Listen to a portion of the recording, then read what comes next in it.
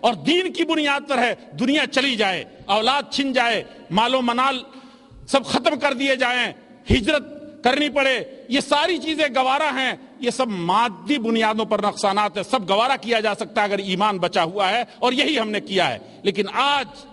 اس قدر سنگین حالات ہیں کہ دین کی بنیاد پر، قرآن کی بنیاد پر، رسالت کی بنیاد پر اتنا دبا کر کے یہ صلح کیا جا رہا ہے، یہ قبول نہیں ہے۔ رب العزت والجلال نے فرمایا انا فتحنا لک فتحا مبینا،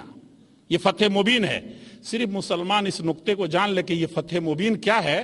صرف یہ ہے کہ اس کا ایک بند یہ بھی ہے کہ آج کے بعد جو چاہے جہاں جائے اور اپنی بات جس طریقے سے چاہے پیش کرے۔ رب العزت والجلال نے تھوڑے ہی دنوں کے بعد فرمایا کہ یدخلون فی دین اللہ افواجا، یہی گولڈن چانس تھا جو مسلمانوں کو مل گیا کہ ان کے روٹھے ہوئے بھائیوں تک جو جانے سے روکا جاتا تھا، لا تسمعوا لہذا القرآن، اس قرآن کو سنو نہیں، سننے بھی نہ دو، اس کا یہ چانس مل گیا ہے، اور اس صلح کا صرف یہی فائدہ ہے اور یہی فتح مبین ہے، یہی کھلی ہوئی فتح ہے۔ پوری آپ نے دیکھا کہ ساری انسانیت جوک در جوک اسلام میں داخل ہو رہی ہے، مسلمانوں نے اس گولڈن چانس کو بھلا دیا۔ اب کیا ہے، ایک ادنا آدمی بھی، ہمارا بھائی رکشہ چلانے والا ہو یا ایک اعلیٰ سے اعلیٰ کرسی پر بیٹھا ہوا ہو، ایمان کا اور اسلام کا درد جب اسے ستاتا ہے تو وہ کھلے طور پر یہ عرض کرتا ہے کہ ہم نے دشمنوں سے صلح کر رکھی ہے، دشمنوں کے ساتھ ہمارا اٹھنا بیٹھنا ہے، دشمن ہمارے صفوں میں گھس آیا ہے، ہمارے ہاں جاسوسی کرتا ہے، دشمن سے معاہدے ہیں، یہ کہہ کر کے وہ آپس میں الجھتا ہے، ایک دوسرے کو ستاتا ہے۔ حالانکہ ان ساری بنیادوں پر ہم کو مواقع فراہم کیے گئے تھے کہ اللہ کی آیت کو حتی یسمع کلام اللہ، اللہ کی کلام کو سن لے، یہی تمہارے مقصد حیات تھا،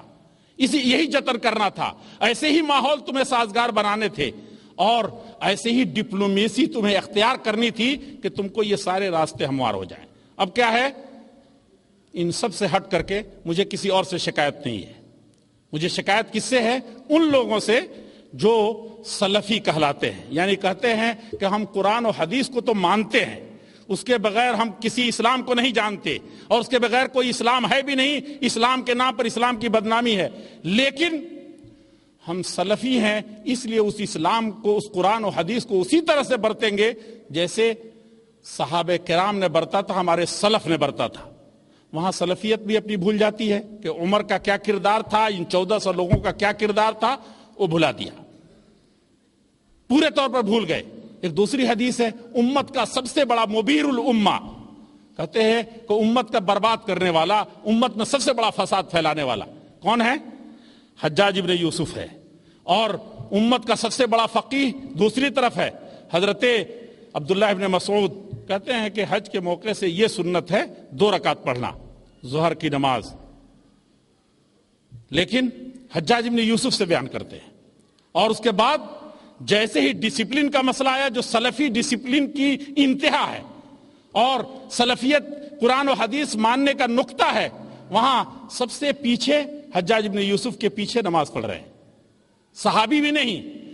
1,24,000 صحابہ اور تابعین اور تبع تابعین کا قاتل ہے، اور ان سب کے باوجود سب سے پیچھے ہاتھ باندھ کے کھڑے ہیں۔ کیا ہوا اس کے بعد؟ لوگ پل نہیں پڑے، لوگوں نے سوال کیا کہ آپ نے تو یہ حدیث پاک بتائی تھی حضرت عثمان غنی کے پیچھے، اور تو کہا کہ الخلاف شر، قرآن و حدیث ماننے کے لیے اتنی ہی زیادہ ڈسپلن کا ماننا ضروری ہے، ورنہ اتنی رائے تھی، 1400 رائیں، وَأَمْرُهُمْ شُورَىٰ بَيْنَهُمْ، یہ چیز بھی وہاں تھی۔ حجاج ابن یوسف کی بات آ گئی تھی تو سبقت لسانی سے وہ حضرت عبداللہ ابن عمر ہے، امت کا کون سا ہے جو ان سے بڑا ولی ہے، کون سا ہے جو اس سے بڑا فقیہ ہے، جس کی تعریف اللہ کے رسول کی مجلس میں سارے صحابہ کرام نے کی، اور افسوس کا اظہار کیا کہ جو بڑے بڑے صحابہ کرام کو، باپ کو یہ چیز نہیں آئی، عبداللہ ابن عمر کو آئی، اور وہ بھی زیادہ سے زیادہ پوری حجاج ابن یوسف کے ساتھ جتنے حج کیے ہیں اور جتنی مدت زندگی گزارا ہے، اس میں صرف ایک واقعہ آتا ہے کہ ایک موقع سے، حج کے موقع سے انہوں نے اتنا کہا تھا حجر ان اردت السنہ. اور ہمارے مولانا صاحب لوگ جوش میں تنتنے میں کہ عمر کے سامنے بڑھیا کھڑی ہو گئی تھی، اور اس کو اسی طریقے سے ترجمہ یہاں بھی ایسے ہی ترجمہ کرتے ہیں. کیا کہتے ہیں کہ جلدی کرو اگر تم سنت پر عمل کرنا چاہتے ہو.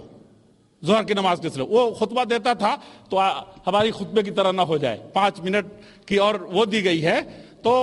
اب ظہر سے پہلے 11 بجے شروع کیا تو وہ عصر بالکل قریب ہوتا تھا، تب اس وقت کبھی کبھی اس کا خطبہ ختم ہوتا تھا. کسی کی مجال نہیں تھی، 3 تو صحابہ کرام بیٹھے رہتے حرکت کرے، ڈسپلن کا مسئلہ تھا.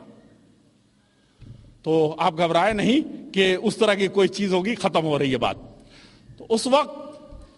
ایک واقعہ ہے کہ حضرت عبداللہ ابن عمر نے فرمایا کہ حجر ان اردت السنہ، اگر سنت پر عمل کرنا چاہتے ہیں ایسا ترجمہ کیجئے. اپنے امیر کو کر رہے ہیں، اپنے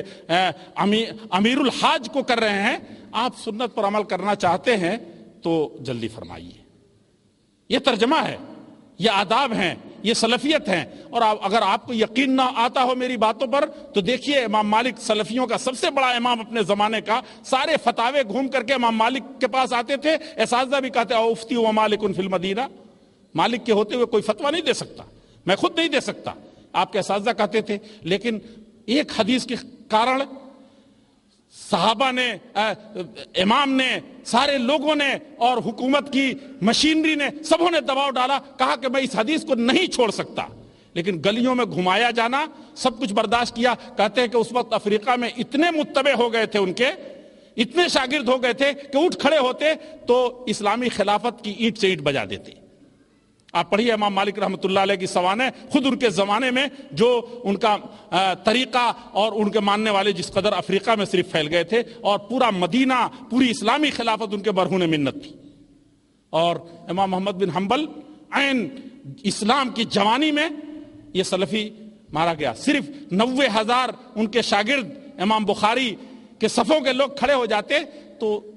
سب کچھ ہو جاتا.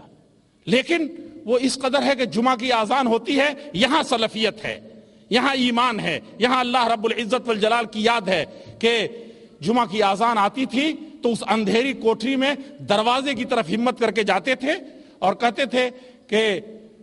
جب دروازہ کھٹکھٹایا جلاد نکلتا تھا اور اس قدر مارتا تھا کہ پھر بے ہوش میں کئی دنوں کے بعد آتے تھے. کہتے تھے کہ یہاں تک مجھے معلوم ہے کہ یہاں مجھے روکا جائے گا، لیکن اس دروازے تک حی علی الصلاح حی علی الفلاح کے بعد مجھے یہاں تک آنا ضروری تھا.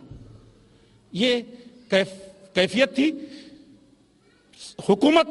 کے کارندے اور بادشاہ تک، متوکل تک کہتا تھا کہ آپ مان لیجئے اس بات کو. کہتے تھے کہ ائتونی بشیء من کتاب اللہ، سنت پر عمل کرنا ہو، عمل سے، کردار سے، عقیدے سے، اخلاق سے، اپنے گھر سے لے کر کے بازار تک کہیں بھی نہیں برتتے. یہ امام احمد بن حنبل کہتے ہیں کہ چھوٹی سی آیت پیش کر دو یا چھوٹی سی حدیث پیش کر دو، کوئی کسی چیز کی ضرورت نہیں ہے. لیکن جہاں فتنے اور بغاوتوں کو روکنے کا مسئلہ ہے وہاں پر کہتے تھے کہ فتنہ ہے، کبھی بھی نہیں، کبھی قدم نہیں بڑھایا، ورنہ اشارے پر پوری خلافت اسلامیہ کا تیاں پاچا ہو جاتا. یہ ابن تیمیہ کا دیکھ لیں، ان تاتاریوں کا جو قصہ بیان کیا، 2/3 زندگی جیل میں گزار دی، اسی پر چلے. اور موقع ہوتا تو بتاتا کہ ہندوستان کی آزادی میں سب سے پہلی اسلامی تحریک انگریزوں کے خلاف چلی، اور اسی عقیدے کے سلسلے میں سید نذیر حسین محدث دہلوی رحمۃ اللہ علیہ کا دیکھ لیں، اور کس طریقے سے انگریزوں کے مقابلے میں سب سے پہلا فتویٰ دیا، سب سے پہلے میدان میں نکلے. لیکن جہاں ڈسپلن کا مسئلہ تھا تو آپ پوچھئے دلی کی گلیوں سے، آپ اپنے تاریخ سے، اپنے منہج سے جانیے. اور یہی ہمارا سب سے بڑا مقام اور منصب ہے کہ ان حالات کے رونے کے بجائے ان یلغاروں، پروپگنڈوں،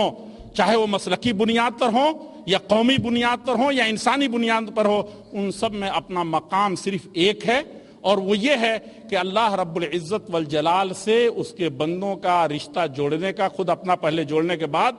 جو جافشانی، محنت اور قوت اور فکر بندی کی ضرورت ہے، اس میدان میں ہم پورے طور پر آ جائیں. اللہ رب العزت والجلال سے دعا ہے کہ صحیح معنی میں جس طریقے سے اس نے ہمیں کتاب و سنت کی راہ دکھائی ہے، ہم کو عملی طور پر بھی اسی طریقے